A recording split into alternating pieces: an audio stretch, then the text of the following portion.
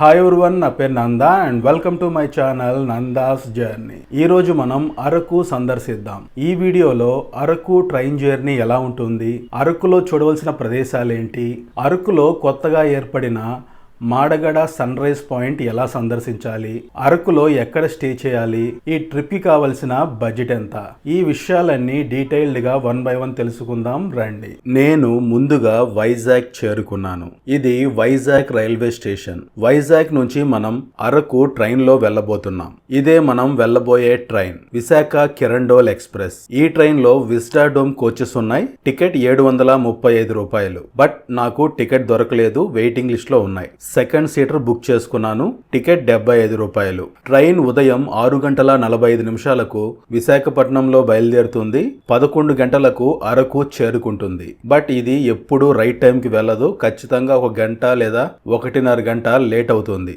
విశాఖపట్నం నుంచి శృంగవరపు కోట వరకు views normal గానే ఉంటాయి. శృంగవరపు కోట నుంచి అరకు వరకు వ్యూస్ చాలా బాగుంటాయి. వాటర్ ఫాల్స్, టన్నెల్స్, బ్రిడ్జెస్ మరియు వ్యాలీ వ్యూస్ తో చాలా బాగుంటుంది. శృంగవరపు కోట రావడానికి ఇంకా సమయం ఉంది. ఈ లోపు మనం అరకు ఎలా చేరుకోవాలో తెలుసుకుందాం. అరకు సందర్శించే వాళ్ళు ముందుగా విశాఖపట్నం చేరుకోవాలి. మన తెలుగు రాష్ట్రాల్లోని వివిధ ప్రాంతాల నుంచి విశాఖపట్నం చేరుకోవడానికి ట్రైన్స్, బస్సెస్ మరియు ఫ్లైట్స్ అందుబాటులో ఉన్నాయి. విశాఖపట్నం నుంచి అరకు 115 కిలోమీటర్లు ఉంటుంది. విశాఖపట్నం నుంచి బస్ లేదా ట్రైన్ లో అరకు చేరుకోవచ్చు. విశాఖపట్నం నుంచి అరకు ట్రైన్ జర్నీ చాలా బాగుంటుంది. కాబట్టి ఫస్ట్ ప్రిఫరెన్స్ ట్రైన్ కి ఇవ్వండి. ఒకవేళ మీకు ట్రైన్ టికెట్స్ దొరకకపోతే బస్సులో వెళ్ళొచ్చు. విశాఖపట్నం నుంచి అరకు వెళ్ళడానికి 2 ట్రైన్స్ ఉన్నాయి. ఒకటి ఉదయం 6:45 ఉంటుంది. మరొకటి రాత్రి 9:20 ఉంటుంది. రాత్రి 9:20 ఉన్న ట్రైన్ అర్ధరాత్రి 1 గంటకు అరకు చేరుకుంటుంది.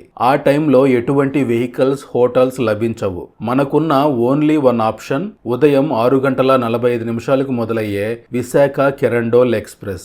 కాబట్టి ఉదయాన్నే 6 గంటల లోపు విశాఖపట్నం చేరుకునే విధంగా ప్లాన్ చేసుకోండి. 6:45 అరకు ట్రైన్ ఎక్కండి. అలా మీకు కుదరకపోతే ముందు రోజు విశాఖపట్నం చేరుకోండి. విశాఖపట్నంలో ఋషికొండ బీచ్, ఆర్కే బీచ్ మరియు ఆర్కే బీచ్ లో ఉన్న submarine museum, air craft museum సందర్శించండి. ఇంకా టైం ఉంటే కైలాసగిరి, సింహాచలం సందర్శించి నైట్ విశాఖపట్నంలో స్టే చేసి తరువాతి రోజు ఉదయం 6:45 ఈ విశాఖ కిరణ్డోల్ ఎక్స్ప్రెస్ లో అరకు చేరుకోవచ్చు. ట్రైన్ లో విస్టాడోమ్ కోచ్ లో ప్రయాణించాలనుకుంటే టికెట్ 735 రూపాయలు. టికెట్ బుక్ చేసుకునేటప్పుడు second seater, sleeper, third AC options ఉంటాయి కదా, అందులో ఎగ్జిక్యూటివ్ చైర్ సెలెక్ట్ చేసుకోండి. ఈసీ అని ఉంటుంది. సెకండ్ సీటర్ అయితే టికెట్ 75 రూపాయలు. ట్రైన్ డీటెయిల్స్ డిస్క్రిప్షన్ లో ఇస్తాను, చెక్ చేయండి. ఒకవేళ మీకు ట్రైన్ టికెట్స్ దొరకకపోతే బస్సులో అరకు చేరుకోవచ్చు. బస్ జర్నీ 4 గంటలు ఉంటుంది. టికెట్ 140 నుంచి 180 రూపాయల మధ్యలో ఉంటుంది. Depends on bus service. ఉదయం 8:15 ట్రైన్ శృంగవరపు కోట చేరుకుంది. ఇక్కడ నుంచి బొర్రా కేవ్స్ వరకు వ్యూస్ చాలా బాగుంటాయి. వెళ్లే దారిలో చిన్న చిన్న వాటర్ ఫాల్స్, టన్నెల్స్, బ్రిడ్జెస్ తో జర్నీ చాలా ఆహ్లాదకరంగా ఉంటుంది. బొర్రా కేవ్స్ నుంచి అరకు వరకు వ్యాలీ వ్యూస్ చాలా బాగుంటాయి. మొదటి టన్నెల్ దాటగానే పెద్ద వాటర్ ఫాల్ కనిపించింది. అలా ముందుకు రాగానే మరో చిన్న వాటర్ ఫాల్ ఉంది. ఇలా బొర్రా కేవ్స్ వరకు చాలా వాటర్ ఫాల్స్ ఉంటాయి. రైనీ సీజన్ లో వస్తే ఇంకా అద్భుతంగా ఉంటుంది. టన్నెల్ రాగానే ఎలా గోల చేస్తున్నారో చూడండి.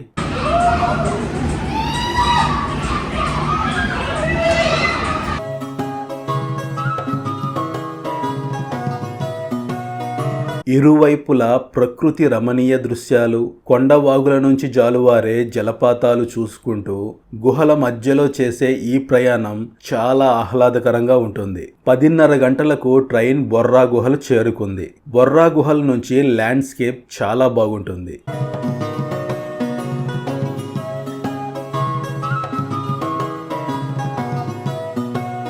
అరకు సమీపిస్తున్న కొద్దీ అరకు వ్యాలీ వ్యూస్ చాలా చాలా బాగుంటాయి.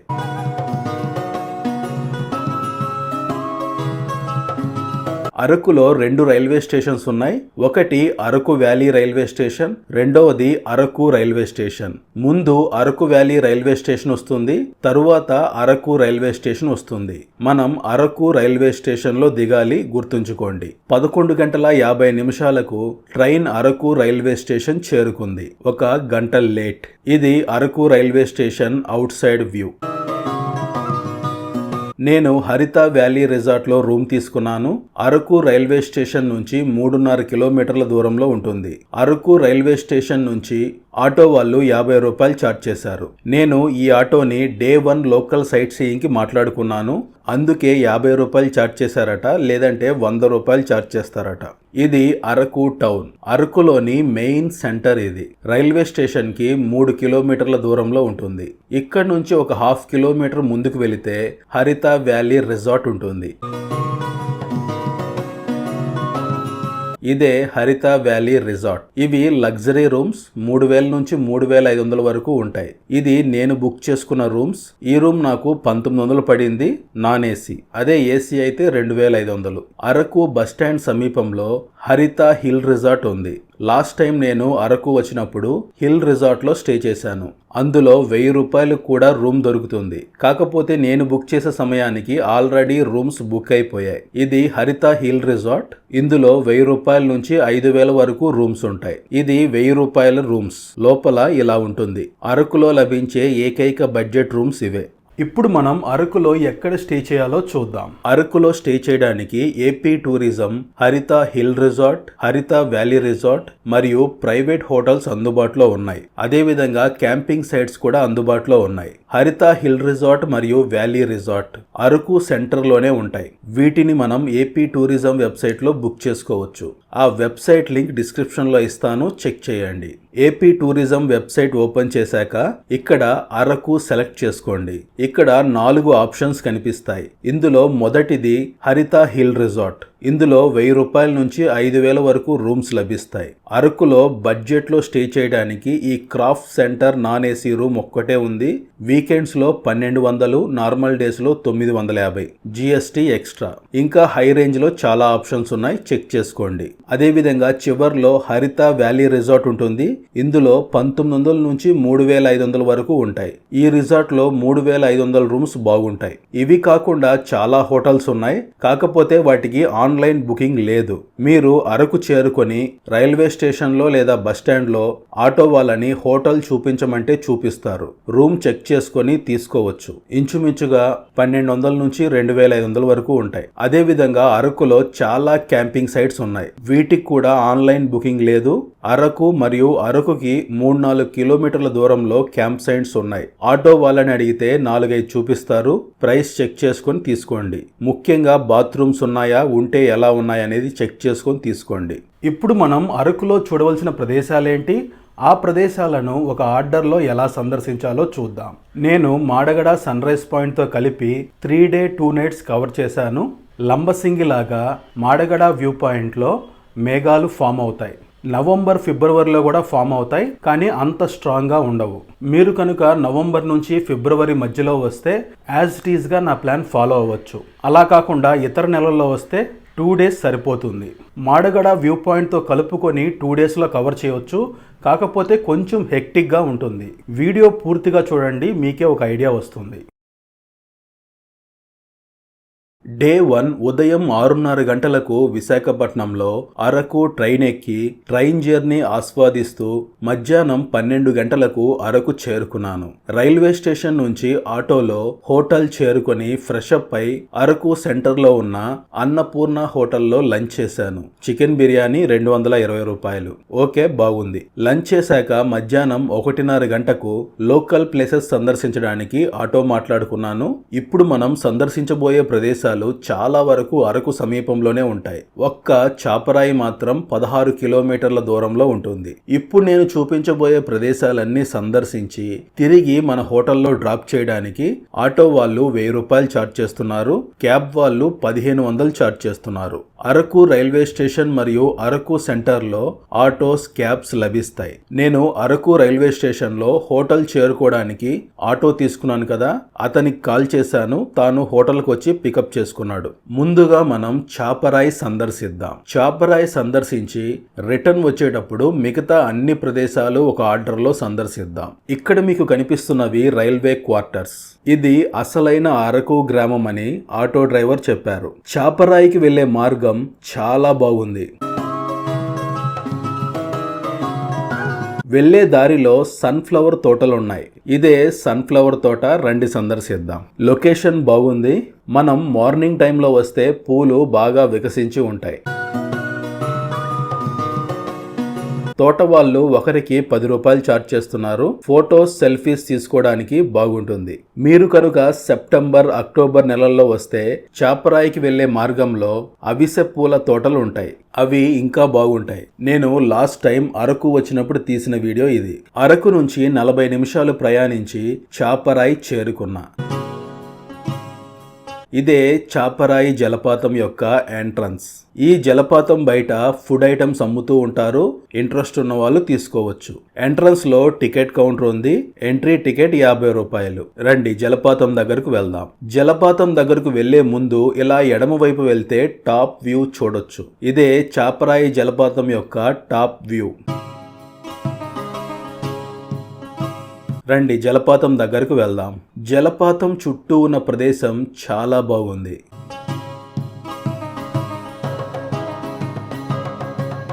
ఈ నున్నటి బండరాలపై నీటి ప్రవాహం ఆహ్లాదాన్ని కలిగిస్తుంది.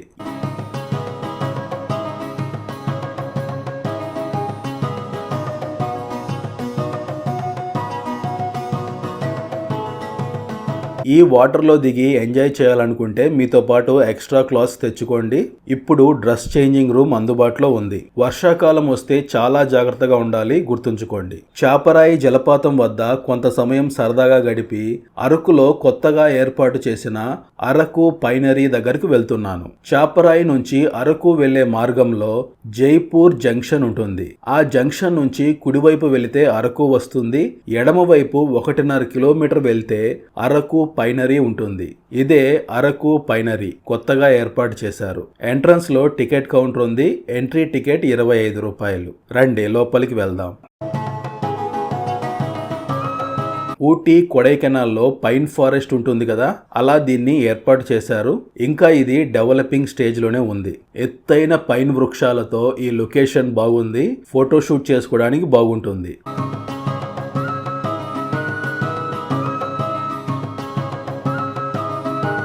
ఆల్రెడీ అక్కడ ఫోటోషూట్ జరుగుతుంది. ఇక్కడ స్టే చేయడానికి క్యాంపింగ్ టెంట్స్ కూడా అందుబాటులో ఉన్నాయి. ఒకరికి 250 రూపాయలు ఛార్జ్ చేస్తున్నారు.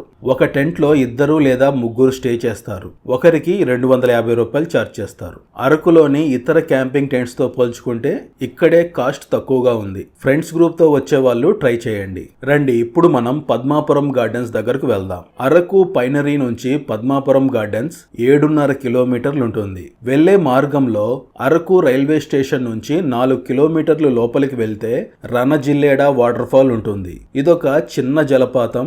లాస్ట్ టైం వచ్చినప్పుడు కవర్ చేశాను. ఆల్రెడీ మనం చాపరాయి జలపాతం సందర్శించాం. డే 2లో కటికా వాటర్ ఫాల్స్ మరియు తాటిగూడ వాటర్ ఫాల్స్ సందర్శిస్తాం. వీటన్నిటితో పోల్చుకుంటే ఇదంతా వర్త్ కాదు. మీకు టైం ఉంటే సందర్శించండి, లేదంటే స్కిప్ చేయండి. ఇదే పద్మాపురం గార్డెన్. ఎంట్రన్స్ లో టికెట్ కౌంటర్ ఉంది. ఎంట్రీ టికెట్ పెద్దవాళ్ళకు 60 రూపాయలు, చిన్నపిల్లలకు 30 రూపాయలు. సాయంత్రం 5 గంటల వరకే ఓపెన్ గా ఉంటుంది, గుర్తుంచుకోండి. రండి లోపలికి వెళ్దాం. ఈ బొటానికల్ గార్డెన్ చాలా పెద్దది. ఇది మొత్తం నడవాలనుకుంటే 1 గంట పైనే పడుతుంది. ఇక్కడ మనకి టాయ్ ట్రైన్ అందుబాటులో ఉంది. ఒకరికి 30 రూపాయలు ఛార్జ్ చేస్తున్నారు. నేను వచ్చిన సమయంలో ఇక్కడ ఎవరూ లేరు. నేను లాస్ట్ టైం కవర్ చేసింది చూపిస్తాను, చూడండి. ఇక్కడ చాలా రకాల పూల మొక్కలు, ఔషధ మొక్కలు పెంచుతున్నారు. ఈ గార్డెన్ నిర్మాణం చాలా బాగుంది.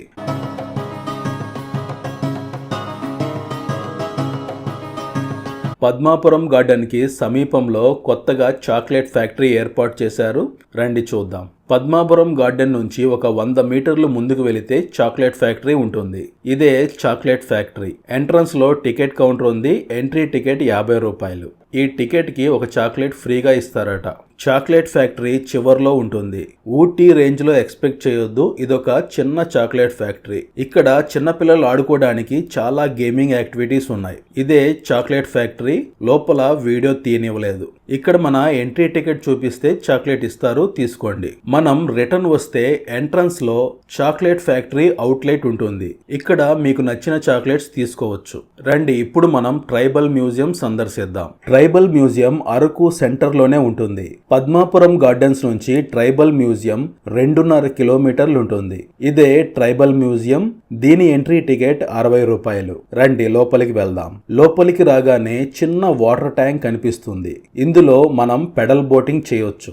ఈ ట్రైబల్ మ్యూజియంలో ఈ ప్రాంత సంస్కృతి సాంప్రదాయాలను చూడొచ్చు. ఇలా లోపలికి వెళితే చివర ట్రైబల్ మ్యూజియం ఉంటుంది. వెళ్లే దారిలో ఆదివాసీ కళావేదిక ఉంటుంది. ఇందులో గిరిజనుల సాంప్రదాయ నృత్యం దింసా ప్రదర్శిస్తారు. టికెట్ 50 రూపాయలు. ఇది నేను లాస్ట్ టైం వచ్చినప్పుడు తీసిన వీడియో. సన్ రైజ్ పాయింట్ దగ్గర కూడా దింసా నృత్య ప్రదర్శన ఉంటుంది. అందుకే నేను ఇప్పుడు వెళ్ళలేదు. రండి ఇప్పుడు మనం ట్రైబల్ మ్యూజియం సందర్శిద్దాం. 2 అంతస్తుల్లో ఏర్పాటు చేసిన ఈ ట్రైబల్ మ్యూజియం ఆదివాసీల జీవన విధానాన్ని కళ్ళకడుతుంది.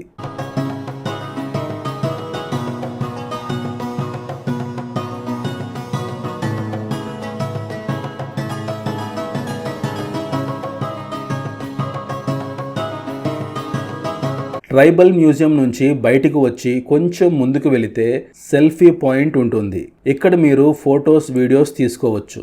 రండి ఇప్పుడు మనం కాఫీ మ్యూజియం సందర్శిద్దాం. ట్రైబల్ మ్యూజియం నుంచి ఒక 300 మీటర్ల దూరంలో కాఫీ మ్యూజియం ఉంటుంది. ఇదే కాఫీ మ్యూజియం. ఎంట్రన్స్ లో టికెట్ కౌంటర్ ఉంది.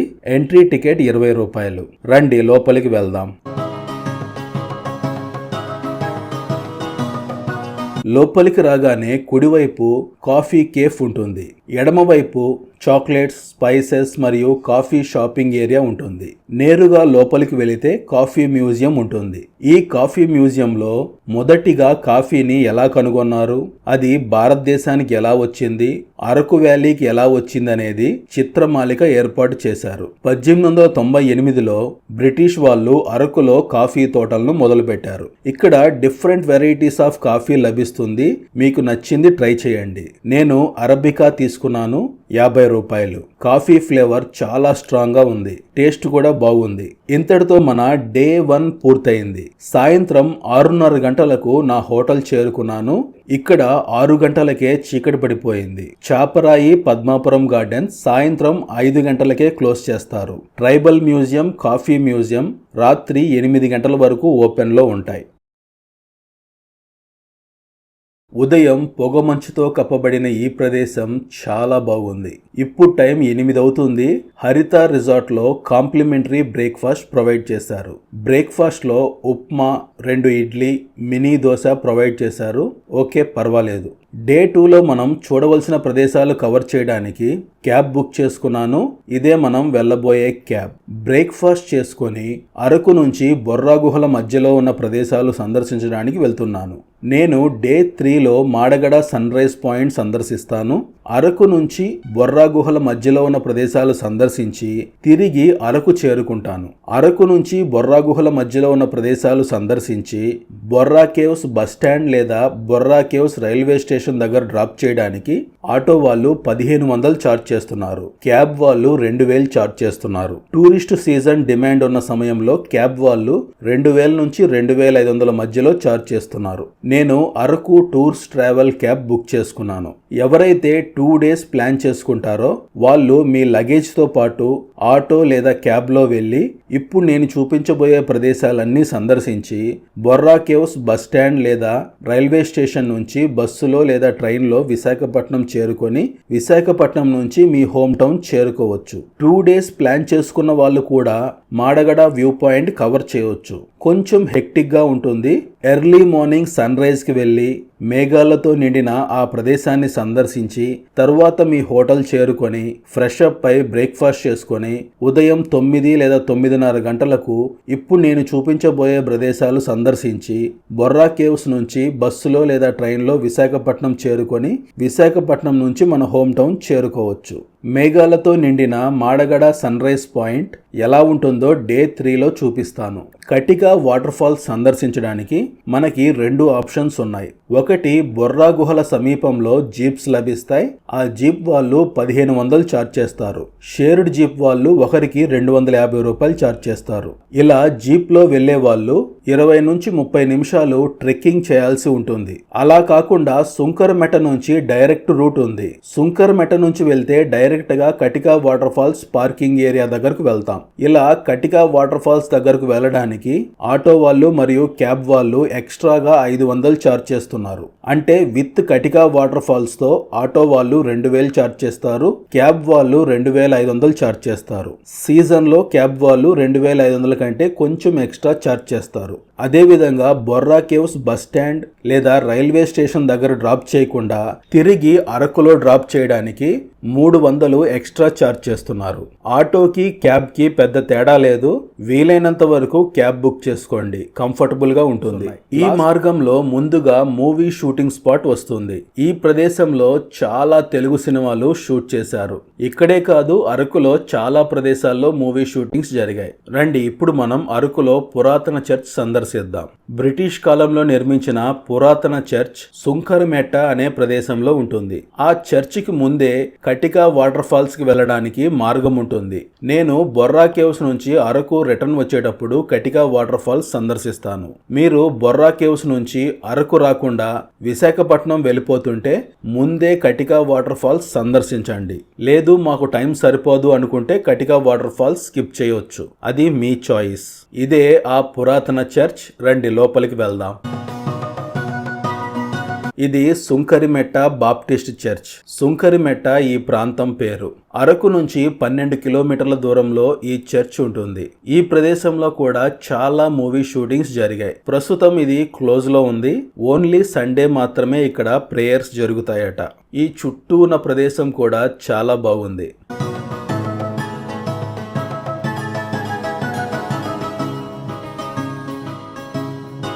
రండి ఇప్పుడు మనం అరకు కాఫీ తోటలు సందర్శిద్దాం. సుంకరిమెట్ట చర్చ్ నుంచి కొంత దూరం ప్రయాణిస్తే అరకు కాఫీ తోటలు చేరుకుంటాం. ఇవే అరకులోయ కాఫీ తోటలు.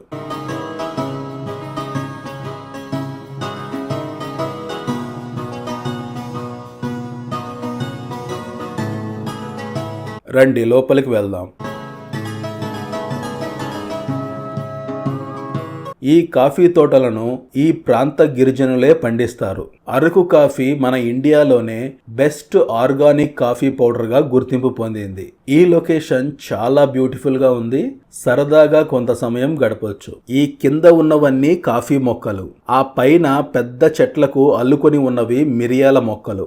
ఈ కాఫీ తోటల బయట ఉన్న కాఫీ షాప్ లో తప్పకుండా కాఫీ టేస్ట్ చేయండి. ప్యూర్ లోకల్ కాఫీ టేస్ట్ ఆస్వాదించాలంటే అస్సలు మిస్ అవ్వద్దు. కాఫీ 20 రూపాయలు. ఇక్కడ అరకులో పండించే కాఫీ, స్పైసెస్ మరియు కొన్ని రకాల ధాన్యాలు అమ్ముతున్నారు. మీకు ఇంట్రెస్ట్ ఉంటే తీసుకోవచ్చు. రండి ఇప్పుడు మనం గాలికొండ వ్యూ పాయింట్ సందర్శిద్దాం. కాఫీ తోటల నుంచి కొంత దూరం ముందుకు ప్రయాణిస్తే Galikonda view point చేరుకుంటాం.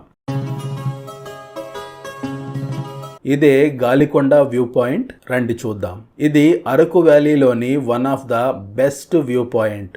Valley views చాలా బాగున్నాయి.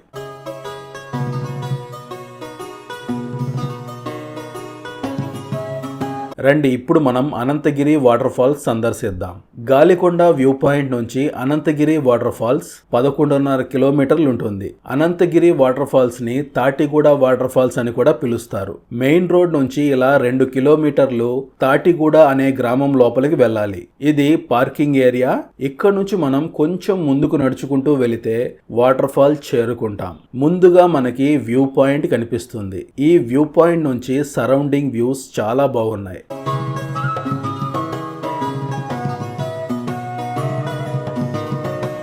ఇదే Ananthagiri water fall top view. ఒక 50 లేదా 60 మెట్లు కిందకి దిగి వెళితే జలపాతం చేరుకుంటాం. ఇప్పుడు నేను కిందకి వెళ్ళటం లేదు, లాస్ట్ టైం నేను కవర్ చేసిన వీడియో చూపిస్తాను చూడండి. ఈ లొకేషన్ చాలా బాగుంటుంది. వాటర్ లో దిగి ఎంజాయ్ చేయాలనుకుంటే మీతో పాటు ఎక్స్ట్రా క్లాత్స్ తెచ్చుకోండి. వర్షాకాలంలో వస్తే మాత్రం డేంజరస్, జాగ్రత్తగా ఉండండి.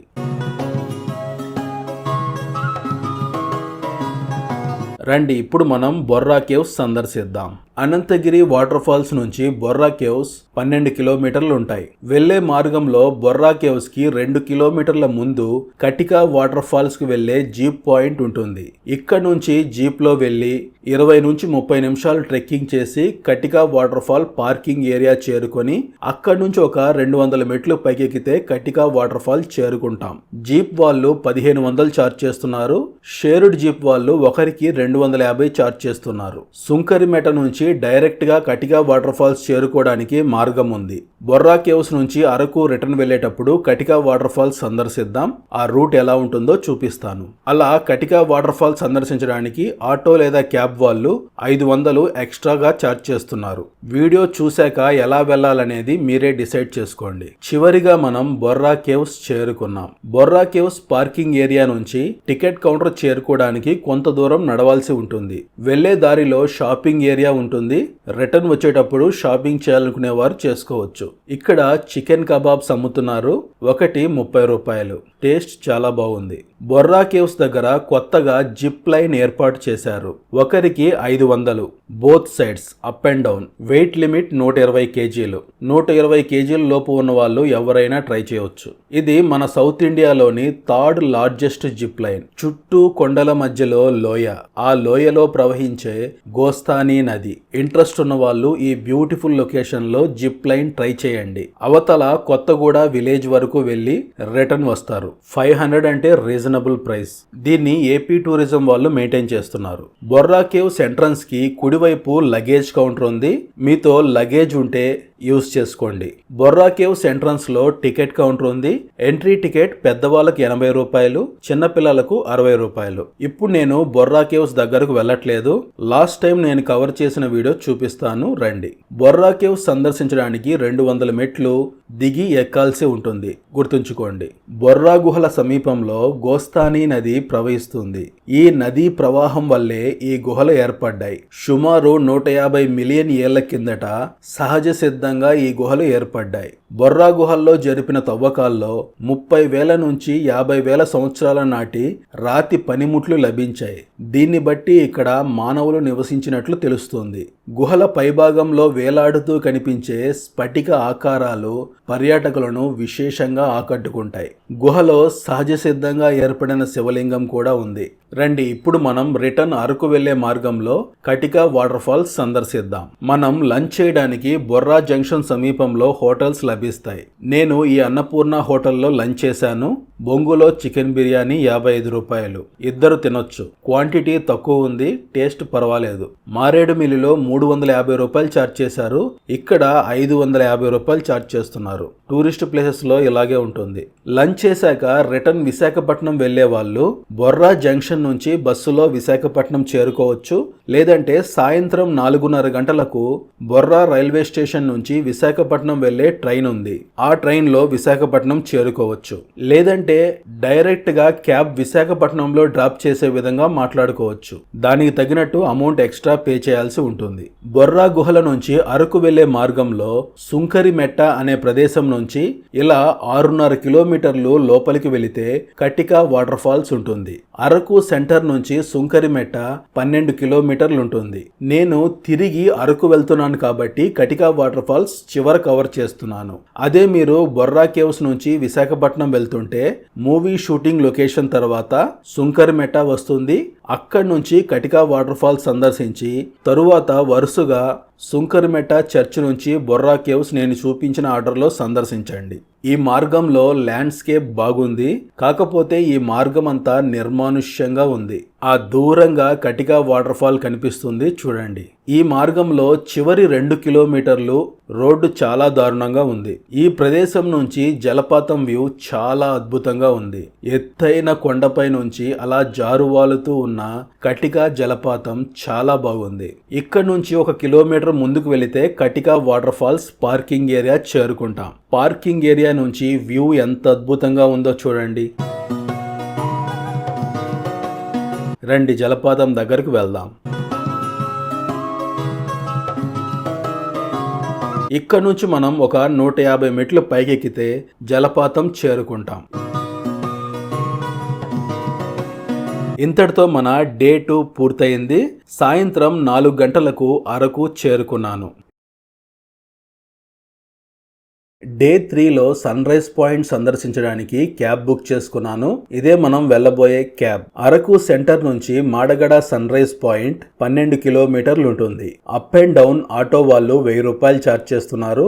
క్యాబ్ వాళ్ళు 1500 ఛార్జ్ చేస్తున్నారు. మాడగడలో కేవలం సన్ రైజ్ మాత్రమే కాదు, లంబసింగి వనజంగి లాగా మేఘాల పుంతను చూడవచ్చు. సన్ రైజ్ కి వెళ్లే వాళ్ళు ముందు రోజే ఆటో లేదా క్యాబ్ మాట్లాడుకోవాలి.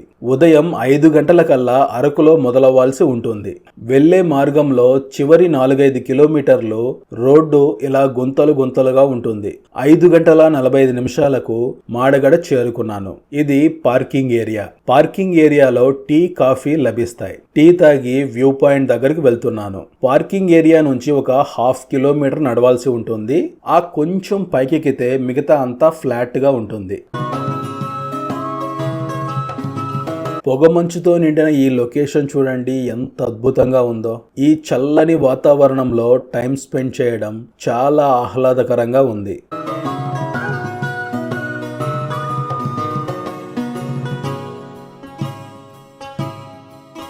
ఇదే సన్ రైజ్ పాయింట్. ఆల్రెడీ చాలా మంది సన్ రైజ్ కోసం వెయిట్ చేస్తున్నారు. ఇక్కడ నుంచి కొంచెం కిందకి వెళ్ళాలి. లొకేషన్ చూడండి ఎంత అద్భుతంగా ఉందో.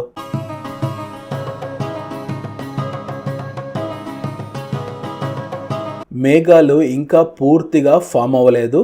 ఇప్పుడిప్పుడే మేఘాలు కొంచెం స్ప్రెడ్ అవుతూ ఉన్నాయి. ఇప్పుడు పూర్తిగా మేఘాలు ఫామ్ అయ్యాయి.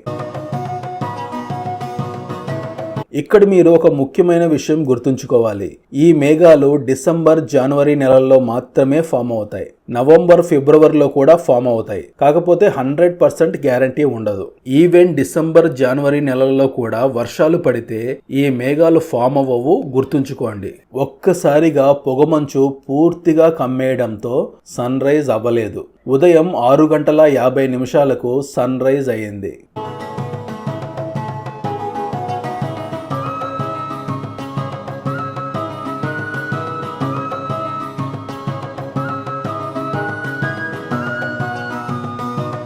నేను చూసిన one of the beautiful sun rises లో ఇది ఒకటి.